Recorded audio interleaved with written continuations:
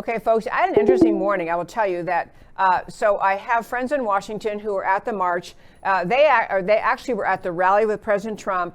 Heard him speak, and honestly, they were saying it was really cold, and they didn't think they could do much. They thought they made their presence known to Congress, really by just who was going to be doing the January 6th big meeting. So they went back to hotel rooms. They weren't even at the Capitol. So I had wanted them to be able to call in and just talk about the environment at the Capitol, or environment at the rally, but now here the day after, we had all the events at the Capitol. So literally a friend of a friend put me in touch with some gentlemen who were at the Capitol, they actually drove from California.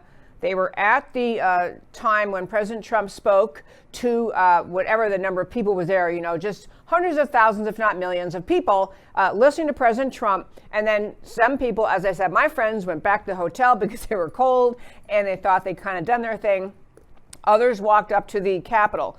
Before I bring on this gentleman who is going to talk with us about what he saw at the Capitol, I wanted to mention in the article I just mentioned to you that John Guandolo wrote at his website, Understanding the Threat. He has pictures, and I didn't get these ready for the show today. I wish I had, I just ran out of time. But he has pictures. Also, numerous people on Twitter have similar pictures.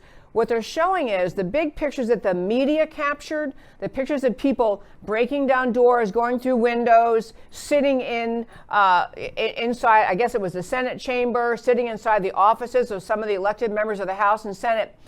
They have actual pictures of the faces of these people, pictures of one goofball who's dressed up with, horns and a animal skin and, painted face.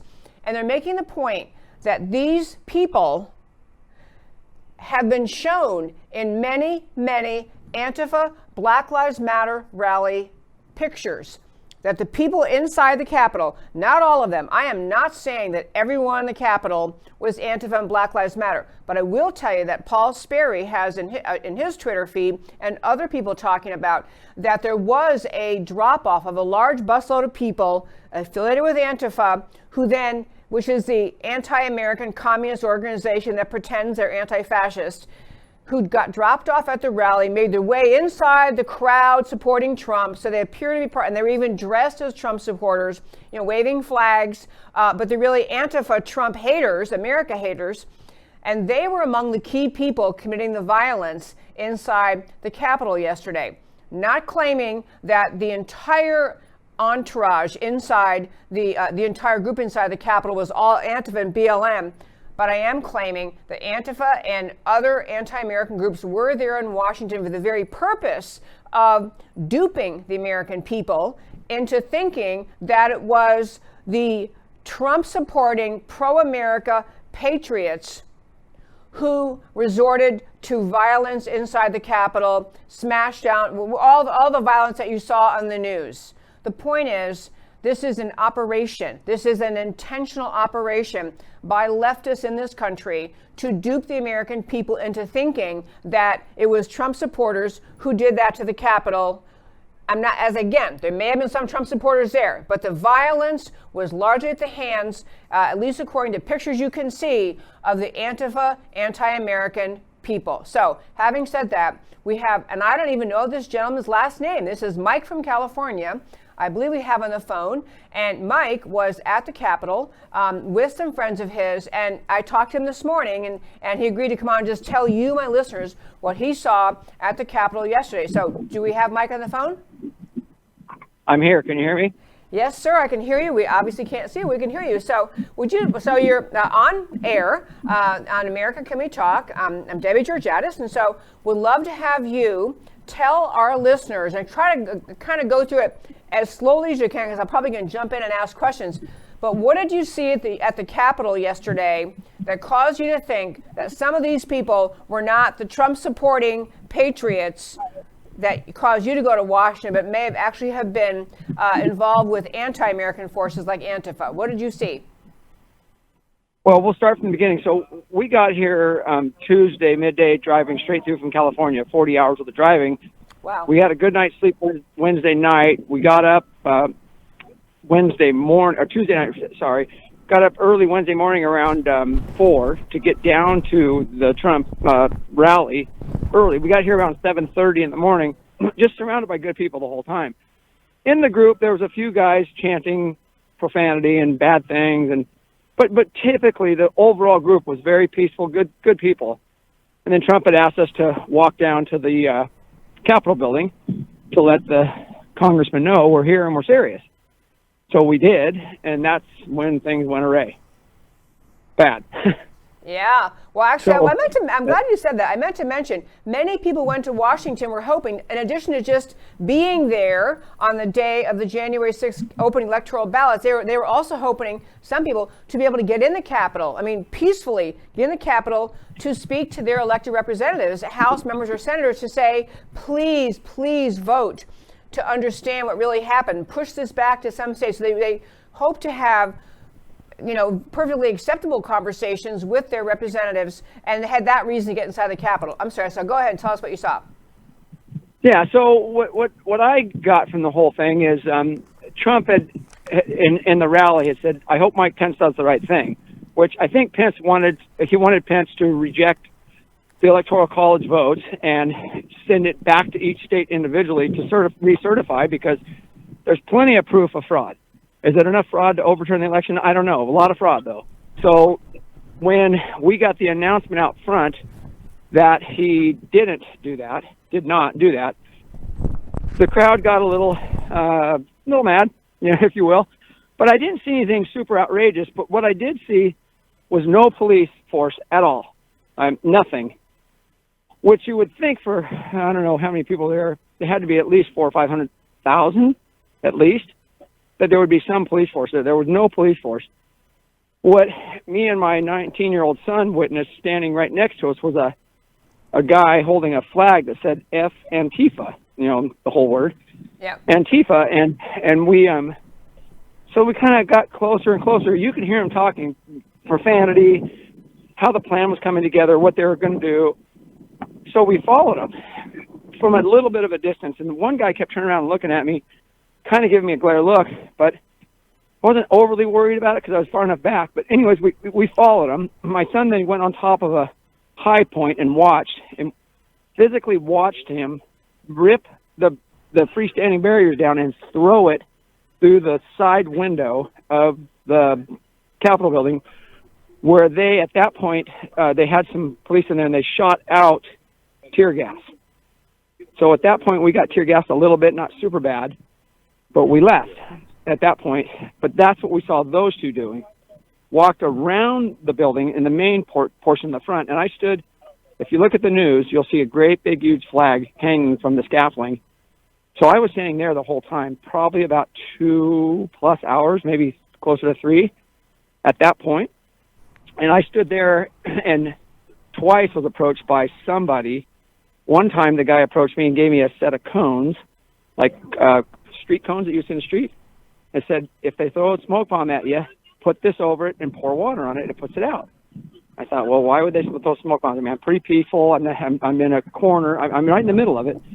But as I realized, I'm standing between the mob, that the media is calling it, which they weren't a mob, and the police. And I'm right in the middle in what I call the safe zone, just because I was off in the corner by that flag. So I realized, oh, man, I'm not in a very good spot, but I'm safe, so I'm going to stay here. So I stayed there along with 3 others of my friends, and we sat there. Next time the guy comes up, he gives me a whole bunch of zip ties. I said, you know what to do with those? Well, I didn't know what to do with them. My son kind of knew, apparently. I don't know how he knew at 19 years old, but they wanted to use the zip ties as handcuffs, and I was supposed to know the plan. That's what he kept saying. You know the plan? You know the plan. Well, I don't know what the plan is. I have to jump in because I don't know him at all. Mike, I'm going to jump in real quickly. So, number one, the person who walked up to you previously and handed you cones to say this is what you use if they send out tear gas, you put water in there and basically put it out, or smoke bombs. I'm getting at, these people went to the Capitol obviously planning to do something, armed with a way to protect themselves against the tear gas. Or was it against tear gas or smoke bombs? What was the cone for? Tear gas. Tear gas. So, yeah, they had face masks. These guys had full-on face masks with respirators, the whole thing. They were prepared for what they came for. I did not see anybody at the Trump rally that was prepared. The one guy that we followed, my son knows quite a bit on armory and stuff. He's in the trying to become a police officer. So they had a helmet that he said is like a $5,000 bulletproof helmet. And 2 of the 3 men that we followed had those kind of helmets on. Why would you wear that kind of helmet to a place like that? I don't know, but pretty weird. And like I said, those 2 we saw. Now, there were 7 of his total. 2 of the other guys that were here, we've got films. They were at the Capitol building when they broached the building and went into the building. Police officers inviting them in, saying, "We're not going to stop you. We're not going to stop you." A lot of people went in at that point. For sure. This is not made up. This is 100%. Gotta jump in though. So this, I'm gonna jump in now. So the police officer letting people in, did it look like the people he was letting in were there for a friendly purpose of going to knock on the door of their senator or congressman, or did they look like they were gearing up to be violent? Could you tell from anything they did? Well, one guy that we were with gave somebody his phone, and they went in there and filmed it. We've got films of everybody in there. One film went to Glenn Beck. Glenn Beck has already verified the one guy is some kind of German Nazi Antifa member. I'm not exactly sure what any of that means yet, but I'm going to find out. But he verified it. It's for sure. It's not maybe. We got the email back from him. It's for sure, for sure. So clearly, he could have been a Trump supporter as well. I don't know. But we do know for sure he was some sort of neo-Nazi Antifa member. He was dancing around and chanting, and we've got that on film in a video doing it. They got another film of a guy sitting at Pelosi's desk, smoking marijuana, and chanting, "Trump won, Trump won, Trump won." I don't know. Was that a Trump supporter? I don't know. Well, I'm going to say, clearly, go ahead. Yeah. Clearly, we've got it on film, so why can't we get that guy and arrest him? I'm not sure. And if it was a Trump supporter, that's not the typical Trump supporter at all. I mean, it's like I told a friend of mine, well, why don't the Trump supporters go start breaking windows in all these buildings around here and putting Biden-Harris stickers on them, because then Biden-Harris would be bad people. I mean, clearly it was a setup on the Trump campaign. That's what they did. I mean, in my mind, it's totally clear what they did. Okay, the other thing I want to go back to, I'm sorry, I know I'm jumping around too, but you mentioned that someone walked up to you and handed you what your son figured out was intended to be used for handcuffs. So this was someone who was assuming you knew the plan. You said, I think on the phone earlier and on this interview too, I think you made reference to him saying, you know the plan. So someone arrived with a plan to use handcuffs, use plastic handcuffs. Absolutely. 100%. Yeah, for sure. I don't know what it was. Obviously, I don't know the plan. If I don't know the plan, I'd just stayed there and done the plan, I guess, if I was part of it. But clearly somebody had a plan, and they were about 1 foot long, 1/4 inch wide, serious zip ties. I'm a mechanic. I mean, these were serious zip ties. And apparently my son knew that they used those for handcuffs. Wow. So, in a rioting situation. So apparently we were supposed to handcuff somebody. I don't know who that was. I don't know what their plan was, because I didn't see anybody getting handcuffed.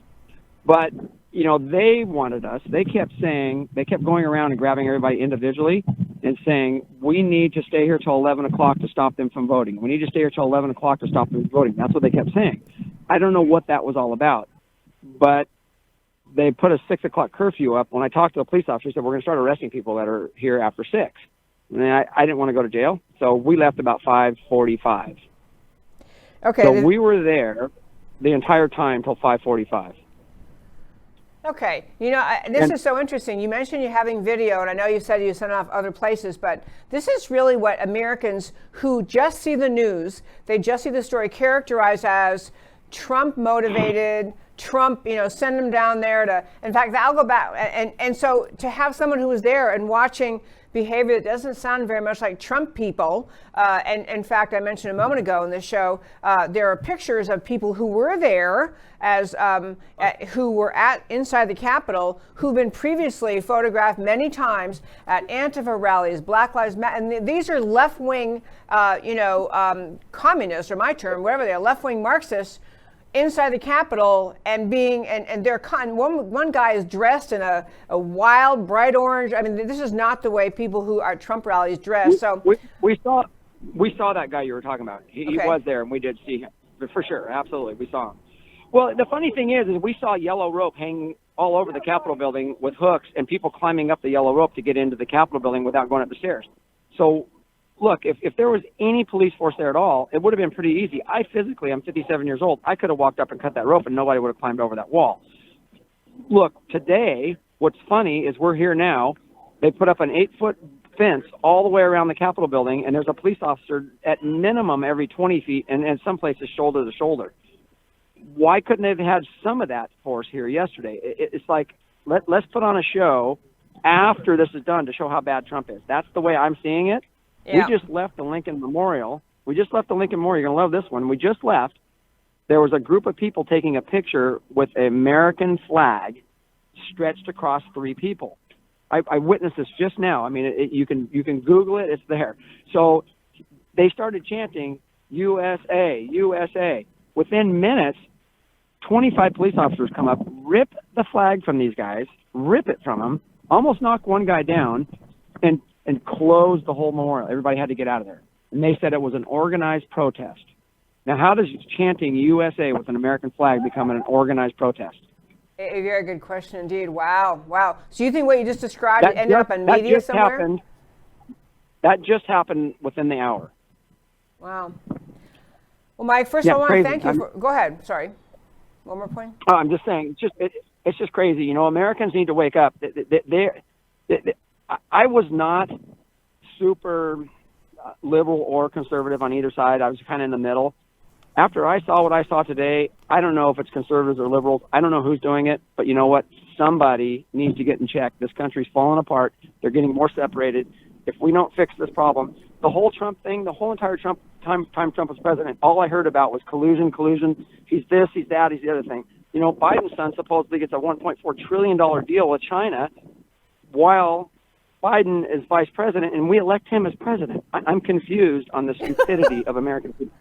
Yeah, well, I don't think we elected him. That would be the other great point. And what I've been talking about in my show so much is that, you know, I understand that the Congress has certified the Electoral College, and apparently now between now and January 20th, there's no other avenue available. So far as I'm aware, there's litigation pending before the Supreme Court and other places, but avenue available to challenge it. So, you know, but I don't agree the majority of Americans elected Biden. I agree that our system has decreed that he will become president, but it's not because the majority elected him. I agree with you, Mike. First, I want to thank you and your son and your friends for driving 40 hours, or whatever you said, 20 hours from California. Thank you for driving in. I love that spirit of love of America, patriotism, demand for fair elections that would inspire you. You told me, I think earlier, you're still working. I mean, you're a working person with a family, and decided this was, you know, this actually, let me just ask you the good closing question. So you're a working guy in California with a family. What inspired you? Why did you drive all the way to Washington for the January 6th day? I basically work with the government. I'm a developer builder. And if anybody could wear my pants for a couple of months, they would see how corrupt and how bad our current government system is. Every time I turn around, it's more money. And people think, oh, the wealthy developer builder can pay for it. You know, are they dumb? I'm a businessman. I'm going to pass the cost on to you. You're paying for it. Do you want to continue having these fees added to my building that you're going to pay for when you buy it? When you buy a house, who's paying for it? Not me. I just add it to the cost. Yep. Okay. Mike, this is crazy. Go ahead. One more thing. It's just crazy. It's just crazy that I can't believe the blindness of American people. It just, wake up, open your eyes, and look at what's going on. Absolutely. Mike, thank you for calling in. This is very fun. I appreciate your taking the time, and enjoy the rest of your day in Washington, D.C. I love that city. I went to law school in that city. Love it. So thank you for taking time to join us. Thank you. Thank you. Okay, I want to spin off one thing he said before we get into other topics. And this is the point I'm trying to make about this rally. And we're going to talk more about this. I'm going to get pictures up on the website and on our Facebook page and on YouTube and all that. But there are pictures showing that people inside the Capitol who the media are who are committing the violence, the media is trying to say, look at all these Trump supporters, they're crazy, they're violent. And you can see that these people are Antifa people. The big argument, of course, going on is whether or not it was 99% Trump people and a few random Antifa, or was it like mostly Antifa people and a few random Trump supporters in the middle of it? Some mix, I don't know. And neither does anyone who's blaming it all on Antifa or blaming it all on the Trump team. Some mix is in there. But what I will say is this. It's really important to understand, if you're a patriot who loves this country, you love what the country's supposed to be, you understand how radical the left is, do not underestimate the willingness of the left to commit acts like infiltrate the Trump rally on one of the most important days in a decade, which was this date yesterday, January 6th, where at the Capitol, the members of Congress and Senate are opening electoral college votes, the last stand trying to stop the steal of this election. That's the big day. Big rally planned, is very publicly announced. President Trump encouraging people to come. Do not underestimate the willingness, determination, relentlessness of the left of cooking up a plan to cause that rally, to cause that day more harm to Trump, to make the American people who don't pay enough attention think that the violence they intend to do should be blamed on Trump, blamed on Trump supporters. I want to remind you what happened with the Tea Party. And, it's a really interesting thing. John Guandolo said something earlier in the show about, basically, Trump didn't create the Trump movement or didn't create this movement of patriots. It was patriots in America standing up against the invasion of our country of radical leftist ideas. Patriots created the space for and were waiting for someone like Trump. And he was exactly right. But let me go back to the Tea Party movement. So, the Tea Party thing started under Barack Obama. And it started because many serious conservatives love freedom, love the America of the founding, love the ideas of the Declaration, love the Constitution, love a free America. And they could see by the words and actions of Barack Obama that he was going to take our country over the socialist cliff. And so the Tea Party was designed to reignite, to re-inspire Americans to remember what the Tea Party was, what the idea of the founding of America was, that we were going to stand up for the rights that America's founders stood up for, that are directly threatened by the left, represented at that time by Obama, at this time, sadly, by the whole Democrat Party and a good, healthy number of the Republicans, too. But back to the Tea Party. As that movement gained steam, and Tea Parties grew up in cities and countries, in cities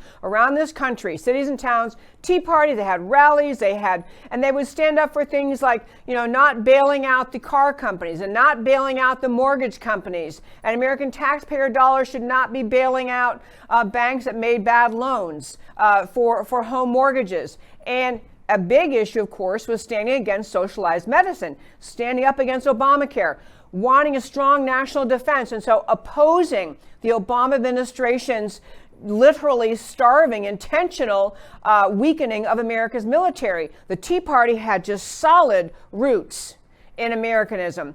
But because the left can never tell the truth about what it is they stand for and what it is they intend, instead of arguing the substance of the issues that the Tea Party stood for, instead of saying, no, socialized medicine is great. Everyone should want to have government-controlled health care. No, everyone should love that the military is being weakened and crippled by being defunded by the Obama administration. Because they couldn't argue that. The left can never argue what they really are going to do. The left turned to one of their favorite tricks they do, which is they turn to the issue of race. And you began to see headlines and stories saying the Tea Party is racist. I went to a Tea Party rally and I saw a guy who had a sign that said blah, blah, blah, something racist. These stories flooded the country. It was the point of the Democrat media mob, the leftists who did not like this resurgence of love of America, love of freedom that the Tea Party stood for, and the leftists who hated that the Tea Party was so popular. They began to infiltrate the Tea Party, send people to Tea Party events with idiotic racist slogans on their signs that nobody at the Tea Party liked. The Tea Party leaders, there was never a national organized Tea Party, was one of the reasons it kind of fell apart. There were just local Tea Parties, and they kind of designed it that way, I guess, or the whoever the they was, the Tea Party evolved into local organizations and not a national organization that led and controlled it. But the leftists attacked the Tea Party because it was standing up for the idea of America, and they attacked it by lying and falsely accusing them of racism.